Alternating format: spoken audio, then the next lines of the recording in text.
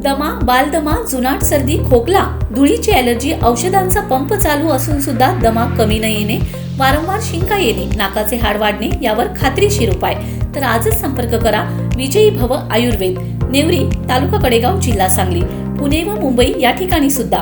संपर्क 91 75 74 34 54 आणि 73 87 34 34 77.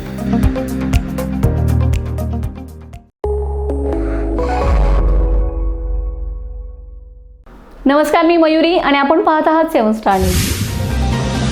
भाजपाचे माजी जिल्हाध्यक्ष व माजी आमदार पृथ्वीराज बाबा देशमुख यांच्या वाढदिवसानिमित्त कडेपूर येथील निवासस्थानी राजकीय, सामाजिक आणि प्रशासकीय क्षेत्रातील मान्यवरांच्या उपस्थितीत अभूतपूर्व जल्लोष पाहायला मिळाले. कार्यक्रमाच्या उत्साहाने परिसर भारावून गेला होता. या वाढदिवस सोहळ्याला राज्याचे ज्येष्ठ नेते व जिल्ह्याचे पालकमंत्री नामदार चंद्रकांत दादा पाटील यांनी प्रत्यक्ष उपस्थित राहून देशमुख यांना शुभेच्छा दिलेत. यावेळी आमदार गोपीचंद पडळकर, जिल्हाध्यक्ष सम्राट महाडिक, क्रांती कारखान्याचे चेअरमन शरद लाड, माजी आमदार सदाशिवराव पाटील यांच्यासह अनेक दिग्गज नेत्यांची उपस्थिती कार्यक्रमाला राजकीय वजन देणारी ठरले. केक कापून आणि जल्लोषात वाढदिवस साजरा करण्यात आलाय.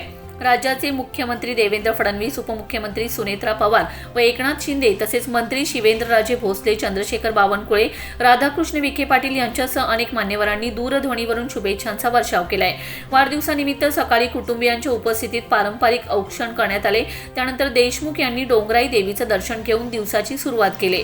दिवसभर विविध भागातून आलेल्या कार्यकर्त्यांची मोठी गर्दी पाहायला मिळाली. जिल्हा बँक संचालक, प्रशासकीय अधिकारी, पोलीस अधिकारी तसेच विविध राजकीय पक्षांचे पदाधिकारी यांनीही प्रत्यक्ष भेट देऊन शुभेच्छा दिलेत.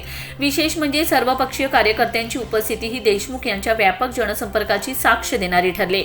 कवठेमहांकाळ, कडेगाव, पलूस या तालुक्यातून हजारो कार्यकर्त्यांनी हजेरी लावत वाढदिवसाला राजकीय शक्ती प्रदर्शनाचे स्वरूप दिले.